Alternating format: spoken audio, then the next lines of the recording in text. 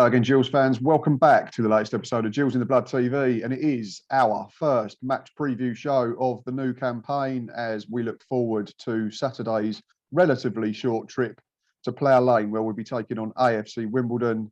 And I'm pleased to say that I'm joined today for the preview by Stuart Deacons, who is part of the 9 Years podcast. I will put his details and the podcast details in the description at the bottom of the video. Go and check them out. Stuart, first of all, appreciate you taking time out of your day to come and have a chat. No problem. I think it's fair to say that it's a clean slate for both sides after the horrors of last season, where we won 14 league games between us from 92 efforts, which tells you why we both got relegated, unfortunately. You just said before we started recording, Wimbledon haven't won a game in 2022. In fact, 7th of December was your first win. Yeah, and it was against Crewe Alexander. And we, to be fair, we only just about held on 3-2 win, and we were comfortable. So, yeah, you know what? You can sometimes get out of the habit of winning, and we've certainly done that. Yeah, because I was just having a look at, you actually started the season fairly well, which 12 points from the first 7 games, so 12 out of 21. I think it was 3 wins, 3 draws, and only 1 defeat in the first 7 games. And all the talk was that Mark Robinson was going to change the way you was going to play. He was going to be more fluid because obviously Joe Pickett had left on to Ipswich, so he was going to have to play a slightly different way. Yeah. Just in a nutshell, obviously I don't want you to have to go over it too much because both of us want to forget last season as quickly as possible. But why did it go so horrifically wrong from the winter onwards? Yeah, it's difficult. It's difficult to really put a finger on it. We have we had the youngest team in the league, and that sort of know-how, maybe that experience when you're going through a bad patch, didn't help us at all. But you're right. We beat Oxford at home 3-1. Who were flying at the time. Nearly held on to a 1-0 win against you guys at Plough Lane. Obviously a late goal. It was robbery that evening. I was there, and that was one of the most awful 1-1 draws I've seen. We were shocking. For do you know what, for a Gillingham team, because I'm used to that sort of Gillingham team fighting, battered in, and that wasn't. Even though, to be fair, there was another red card. I didn't realise until I was looking back how many red cards have been in games between us two. Quite a few, I think, over the years. So, I think in a nutshell, do you know what? We lost our way before. Obviously, there was still COVID going around last year, and we'd gone to Accrington 1-2-0. We'd gone to Wickham, and only for a literally late penalty, near to the maximum points off them. Then we had a break for COVID because teams obviously there was an outbreak around beginning of December. And we didn't come back after New Year. So we come back after Christmas, got beat at Oxford, and we were absolutely terrible. Like we'd just not been training for like 3 or 4 weeks. Got beaten by Bournemouth in the FA Cup, and we just crumbled. Just couldn't. The confidence that went, the confidence that was there beginning of the season just went, and the young players unfortunately didn't have any experienced pros. Like until Ollie Palmer left for Wrexham. He just turned 30, and he was the oldest player we had. We had no player over 30 in that squad, and it just felt we got into a rut, and we just didn't have the experience to get us out of it. You also had a very inexperienced manager as well. Would that be fair to say? Mark Robinson, who's a very good coach at various levels. I get that as well, but was it fair to say that maybe you probably needed a more experienced gaffer when the going did get so tough, and maybe that was one of the other contributing factors as to why? I know he obviously got sacked but he was probably pretty much gone. I'd imagine by the time he went, it was probably a case of too little, too late. But do you think that had a factor as well, that Robbo was probably slightly too inexperienced for that type, not to become a manager, because it's like anything, we all have to be given a chance to get our foot on the first rung of the ladder, so to speak. But in that situation where it was a young squad and you were struggling to find points, it would have probably been more suited to a manager who'd been around the block a couple of times. Yeah, it's a fair comment. I think what probably Mark Robinson needed was an experienced number 2, if I'm being honest with you, to guide him. Mark Robinson had been in with the club 18 years, gone through all the ranges of youths. It's not uncommon nowadays for academy managers to make the step up. Cambridge, Luton have done that. I think the mistake we did was not getting a number 2 in to go, do you know what, been there, done that. I think sometimes maybe he kept to his principles. He did want to play football, which for a Wimbledon team is unheard of. We don't play football, in terms of we're not known for the passing game, and it was lovely. So I think the number 2 would have really helped. And I think in hindsight, I think the club have realised that. And if you look obviously with Johnny Jackson coming in, got Terry Skiverton who's been around the block a bit. So I think we've acknowledged that by how we've recruited. But to be fair to Robbo, he's now at the Chelsea under 23s. So he's well respected in the game. Oh, of course, yeah. I'm not saying that he's not respected. He's a very good coach. Yeah. I just don't think we react. I think hindsight's a great thing, isn't it? And I don't think anyone could foresee not winning in 2022 and 28 games without a win. Not that I'm counting. So yeah, I think that was the mistake we made, and I think hopefully we've learned from it, because it's like anything, isn't it? You've got to learn from mistakes. Absolutely, yeah. You can't affect the past. We say this in all walks of life. You can't affect what's gone, but you just obviously got to make sure that you don't keep making them same mistakes and you affect moving forward. You just mentioned him. Moving forward is Johnny Jackson. Thoughts on the appointment, yourself personally, and also how the fan base taken to him, because he came in after the season had ended, didn't he? You had Mark Bowen for a short period. That's correct. Yeah. So what is the general consensus on the appointment of Johnny Jackson? From an outsider looking in, I think it looks like a very good appointment at face value. It's a weird one for us because it's probably the first time we've gone out of the Wimbledon connection. Johnny Jackson obviously had a really good career at Charlton as a player, and obviously as I think caretaker and full-time manager, wasn't he? Yeah. It's a weird one. I'll be truthful. My own personal thing was I was like a little bit, well, okay, Charlton got rid of him. He's coming from Charlton, a big club in League One, to Wimbledon with a different budget, got relegated. However, from what I've seen of him, he's definitely the personality we need. He comes in with no baggage. I think a lot of Wimbledon fans and probably players were down after last year. It was a hard one to go through, and he's coming with no baggage. He comes across as very level-headed. Hey, look, he's got a big job to do. I think, I'll be honest with you, I think he won't get, like people got connection with clubs, they sometimes get an extra few games if they don't do well. I think the fact he hasn't got that connection, I think he has to probably work harder. But I think he'll go down well. Let's be fair, he can't do any worse than what we did last season. So anything, just true. We're in a similar boat, aren't we? I mean, Neil Harris came in, who's predominantly managed, sort of halfway up the championship, and I think there was a lot of fans from our point of view were fearful that when he took the job, that there was whispers going around that there was a clause if we did go down that he could walk away, but he came out straight away and said no, it's a 2.5-year contract. There's no breaker in it, and he does seem to be here for at least the mid to longer term, which is great to see. Do you think, back to Jackson though, that the board almost said, let's go away from the Wimbledon link, perhaps because it had gone so horribly wrong last season? So you thought, right, we've tried that, it's not worked. You've had managers, over the last few years that have all had a link to Wimbledon. Clint Hodges, before him, Wally Downs. So maybe they just thought, right, new division, we've been relegated, clean slate again with a manager that, like you said, who's got no Wimbledon baggage, no affiliation to the club. Do you think that had any sort of bearing on the thought process of the appointment? Yeah, I think it did. It's the first time actually we've gone out and gone to get a target. We've normally advertised for the job and we've interviewed. This time we actually headhunted Johnny Jackson and interviewed him, which is good in a way, because if you know who you want, or you know the type of person you want, then it means you've got some sort of idea. It's not unfair to say that our backroom staff, in terms of, we're recruiting for a head of football operations, we've got a managing director to recruit. I think, in terms of behind the scenes, there's a lot to do. Our recruitment last year was terrible. There's no putting on that. We sold Ollie Palmer and didn't have a replacement. And then anyone who knows football, January window is not the time to be desperate and going around trying to find players. Well, I think the talk at the time was, I know for Dane Oliver, I'm sure, was linked to Wrexham as well, and then we was all like, oh yeah, go on, buy Palmer. But obviously it didn't help us either. So no, I think what we did, the rumours going around, obviously Wrexham were looking for a League One striker, weren't they, who scored goals, and obviously Oliver were coming under that as well. I think the problem we did is it went on too long. We sold Ollie Palmer around about the 19th, 20th of August, and it felt we didn't have a target in mind. So you're going into that final week of the transfer window when we all know it's desperate. The team's down the bottom, it's a desperate window. You become desperate. And it's heard that we went for a few players, and then we went for Sam Cosgrove, who hadn't done well at Shrewsbury.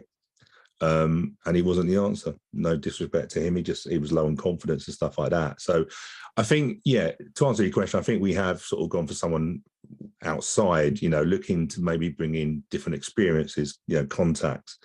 As for managers, I was on BBC Radio London earlier this week, and we had Neil Ardie for 6 years up until 2018, and I think he was third or fourth in the longest serving managers. Since then, we've had 6 managers in 4 years. So, I like stability. I love the fact Neil Ardie had that stability. It was nice to think that we weren't knee-jerk, sacking, but I think we have become that. We were knee-jerk with Glyn Hodges. In some respects, sacking Mark Robinson, we were down anyway. Was it worth doing that and keeping that continuity? It's always difficult, isn't it? I'm a little bit of a person who likes to show loyalty on that side of it. And just to go back to when you got Neil Harris in, when that signing was done, I was like, oh my dear. I was like, Gillingham are back in the race now. Really, from my point of view, a really excellent signing. And it's good to see that he come in with no break clause, because you're right, I'd worry about that. Is he just coming back in? So I think your manager is really important, and I see from your point of view, I think Neil Harris will do a great job. Yeah, I've said on plenty of podcasts and things, and just chatting on social media over the last couple of weeks, that I think we've got the best manager at the level. And I know Bradford fans will say it's Mark Hughes, and I have my reasons why I don't think it's Mark Hughes, because he's never managed this low. And people go, oh exactly. Yeah, but he's managed. Some Bradford fans are, he's managed in the Premier League, so it's going to be easy for him to manage down in League Two. No, for me, it's probably harder to manage only in the Premier League and then drop into the EFL rather than doing it the other way round. Because agree. I think you learn more about yourself and how the ins and outs of a football club work when you're having to start down at the, nearer the bottom. Because, and this is no disrespect to the Premier League, but it's all there for you, isn't it? Infrastructures are all very good. Training pitches are like carpets.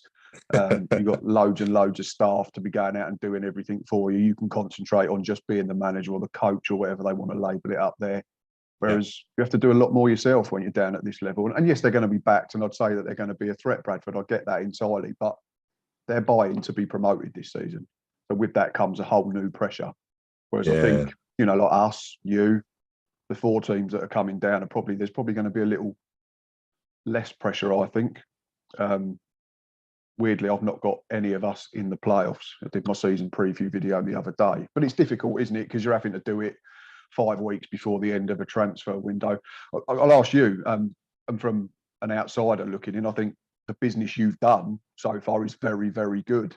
I think Alex Pearce, I'm not sure whether we were in, obviously there was a Millwall link, so ultimately Neil Harris was linked. Of course. I think Chris Gunter was a name that was mentioned because we got Nicky Shorey as head of recruitment, obviously played with him at Reading. Yeah. I think they're brilliant bits of business. My only concern would be Gunter playing as a wing back. I'm not sure whether he'd be able to do that, or do you use him as an outside centre back if you're going to play a back 3? The 2 strikers intrigue me. I think Josh Davison looks like a clever bit of business. He's done relatively well for Swindon last season.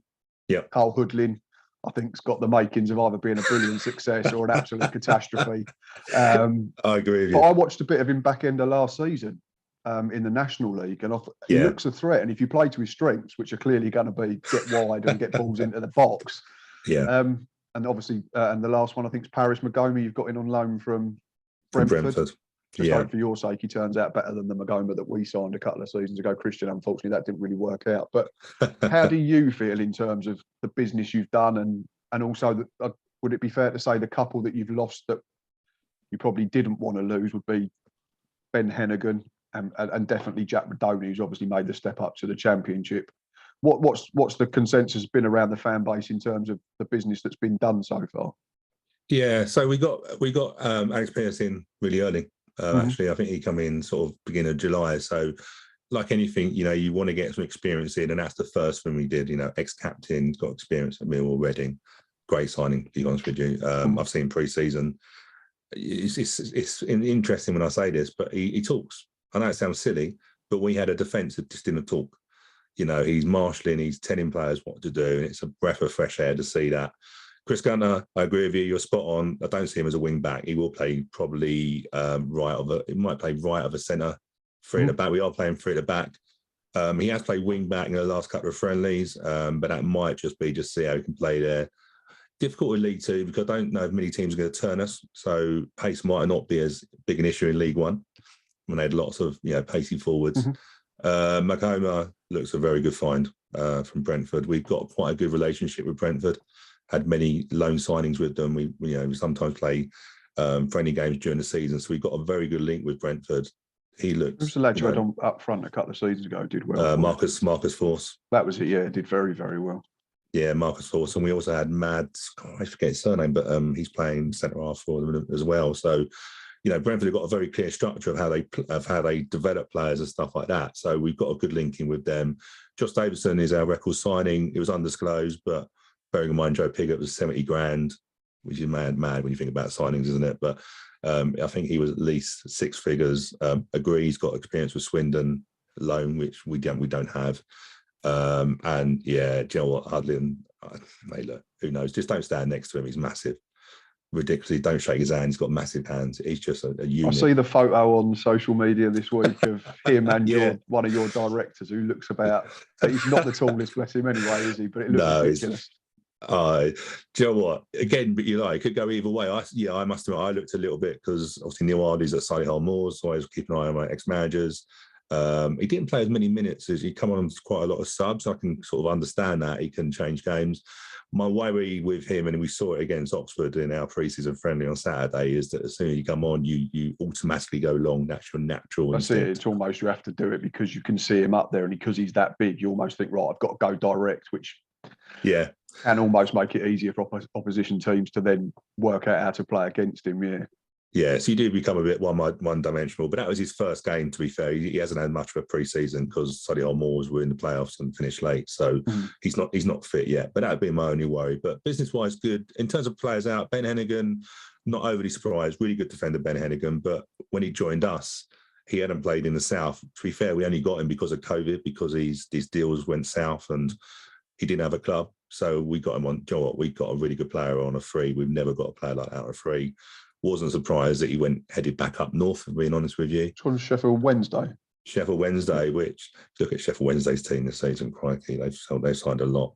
Jack Rodoni, do you know what? He'd done his time. He'd given us 2-3 years in the first team.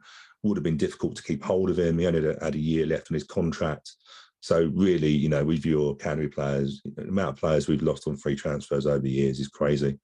So it's nice to get a record fee for him. What was the fee? Because I've had a look on a couple of websites. A couple of them said sort of, but you never know how true it is. I think a couple of sort of 800,000 or. Yeah, that's the room between 6 and 800, and a 15% sell on, which is huge for clubs of our size.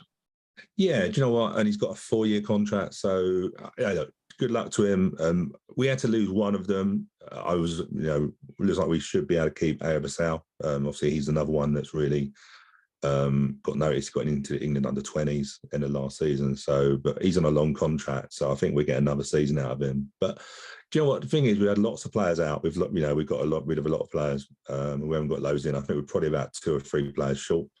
And I think we might get some activity this week. But it's difficult when you go into the start of the season without a settled side. My gut feeling is we're probably about 2 or 3 weeks behind in terms of not fitness, but in terms of that team gelling and stuff like that. So I think it's going to be an interesting few weeks for the season. Yeah, we're similar. I think Harris has come out and said he wants 4 still, and they're non-negotiable. He said that to the chairman. So we have to find another keeper, unfortunately, because Ashley Maynard-Brewer dislocated his shoulder on his second appearance. I heard, yeah. So as it stands, we've got a 16-year-old on the bench, unless we get one in the next 48 hours, because I imagine it has to be done by, is it lunchtime Friday, isn't it, I think? So to be registered for the day after. Would have thought so. Hopefully there'll be some movement there. The 4 I've said we still need is a keeper, clearly. Experienced centre-back. I know Aaron Pierre has been mentioned a couple of times, which I think would be a really good signing at the level, but that's gone a bit quiet. Probably another wide man and then another out-and-out striker. But yeah, this time of year, like we said earlier, it's difficult when you're doing these predictions because the squad can look very different middle of July, end of July than it does 1st of September. In terms of the more immediate, which is Saturday, 3 p.m, first day of the season, you can be Johnny Jackson for the next minute or so. What's your 11? Well, I probably would play a 3-4-3. I think Zanev had a challenging end of last season. Not surprised, to be fair, playing in front of the defence that we couldn't win. So I think he'd probably play Lee Brown, Pearce, and Gunter as his centre half. As his three centre halves. Middle of the pitch really is quite straightforward in terms of Makoma, Marsh wide, Chislett has put another place up for grabs, and then you probably go over Sal and Davison on there. Sal has been given a bit more of a free role in the summer, which is good. He struggled last year because not having a target man meant that he was double marked. He was our threat last year, and the amount of talent. Do you know what? He was taken apart sometimes by players. It was, he's quick, he's direct, he will take you on, he won't go backwards. Referees tend to not get better as you go down the league, so I think he may get taken out. No Trevor Kettle anymore, though. So I know. Do you know what I mean? But there's still some around. Oh, there's still plenty. Yeah. There's a few you can name straight away, but at least it's one off the list. Yeah, it's bad, isn't it? Because I went through a stage not really noticing referees, and then you start noticing some, and there's some that you think you'll get more favourable decisions, but it's difficult, isn't it? Because as you like to say, the quality drops as you go down the league, player wise and probably referee wise. We were saying before we started that. Yeah, I know, and that's a fault, isn't it? Before we started recording, we were talking about you've not been in League League Two for ages. We've been out of it 5 or 6 years. It's a different league, isn't it? Do you know what I mean? It's I wouldn't say it concerns me, but I think the league that we got promoted from many years ago wasn't as strong as it is. No, not at all. We've said this as Gills fans as well. Like when we was in that division last time and we won the league, we was probably sort of top 5, top 7 in terms of budget, whereas our budget's probably about the same. And now we're probably halfway down in terms of budget at best, I think, as well. When you look at, I don't want to keep saying them, but Stockport, Bradford, them types of teams that can chuck lots of money at it. And let's be honest, Stockport are coming up with a squad that's probably better than half the teams that were in League Two to start with. You look at their team from last season and they're able to come up and they're taking people off of direct promotion rivals. If you're looking at someone like Fraser Horsfall that they've taken off Northampton, that's the staggering thing about it, like you say. And also a big home support as well. They're a bit in terms of, obviously, I think Greater Manchester. I remember going to Stockport when Wimbledon win the championship, going back many years ago. It's got a good catchment area, but I think they've sold like 5,000-6,000 season ticket holders. Yeah, Stockport was our first game in the championship when we went up in 2000. So 2001, that was our opening day. We took the lead and lost 3-1. So I think they're going to be, you're right, they're picking players off promotional rivals, but they're also going to have a strong home record. It's difficult. Salford, you expect to be the money people, but they haven't spent loads in the summer. No, probably for the first time since they've been back at the level where they've not actually done as much. So they're almost saying, right, we've got to trust what we've got in and we're just going to tweak it a little bit. And it's their manager's an intriguing one again, obviously. Different way of doing it, isn't it? They've learned maybe not to go for they've probably gone for a bit more of a youthful sort of they've got massive connections up at Man United, surely, do you know what I mean? So I'd say so, yeah. They spent interesting how it goes. I likened it to the lad who went in at Ipswich last season, McKenna. Came out of United's academy, so it'd be interesting to see. I think it's Neil Wood, see how he gets on there as well. But they're another club, like you mentioned about Wimbledon, who for years had loads of continuity, and then 6 managers in 4 years or whatever you said. They've got to allow the fella 2 or 3 seasons. If it's not working, you've got to stick at it. They're not going to get relegated. I can't see that at all. But if they are sort of halfway down at Christmas, they've got to let him have the time to try and build a project. Otherwise, they're just going to be back to square one again. But then that's the modern game, isn't it? Unfortunately, everything has to be done yesterday.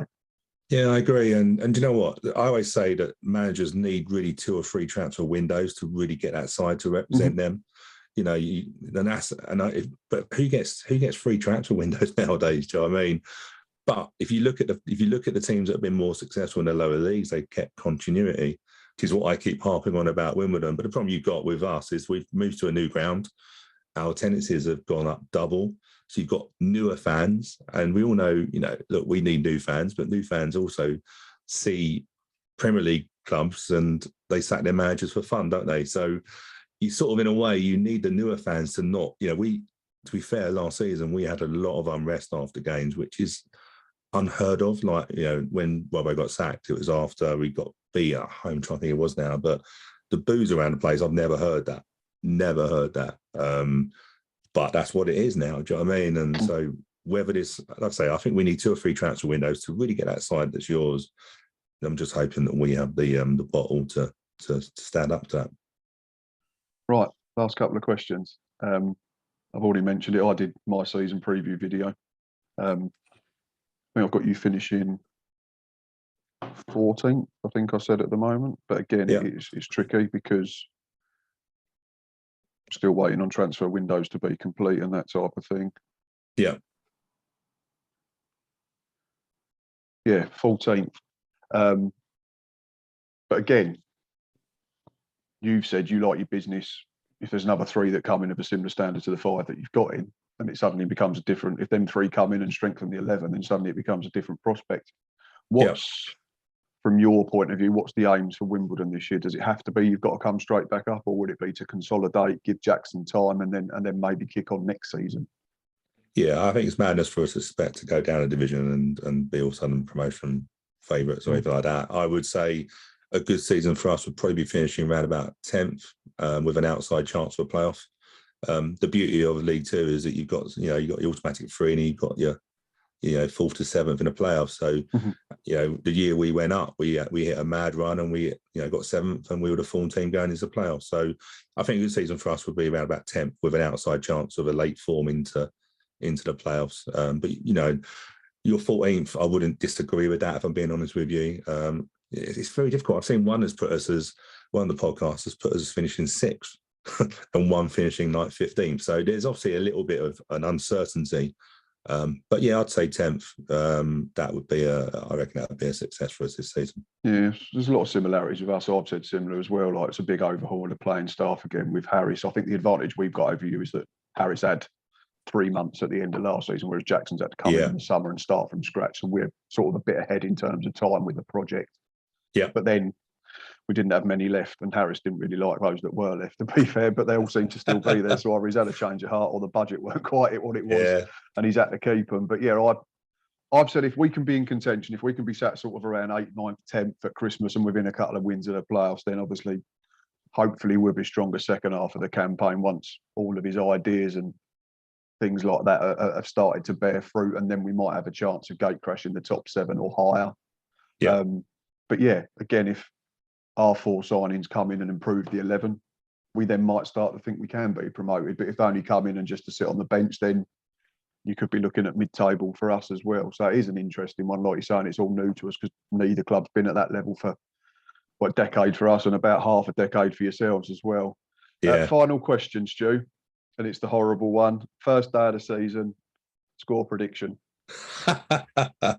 Do you know what? I'm always optimistic first game of the season. And I'd love to say that we can just, we can reset the table and we actually start top because of alphabetically. So I was enjoying that. So I sort of enjoy it. Hey, look, do you know what? I'll take a draw now, if I'm being honest with you. I think the worst thing we could do is go in there and lose the first game of the season. Yeah. I think 1-1. Yeah. I think, Joe, we're very similar in how we are. Do you know what I mean?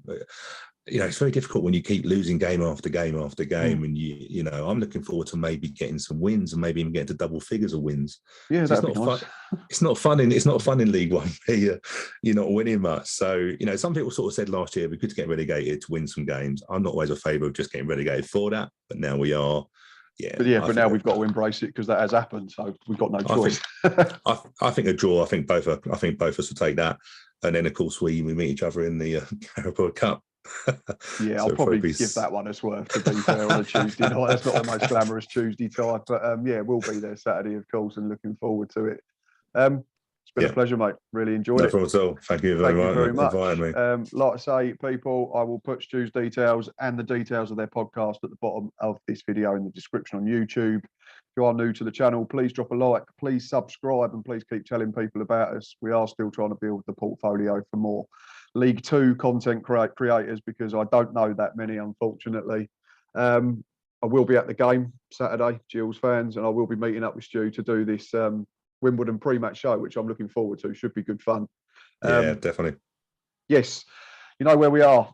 YouTube, obviously, Twitter, Instagram, and Facebook for Gills fans. Enjoy the rest of your week. I shall hopefully see you Saturday. But until next time, up the Gills.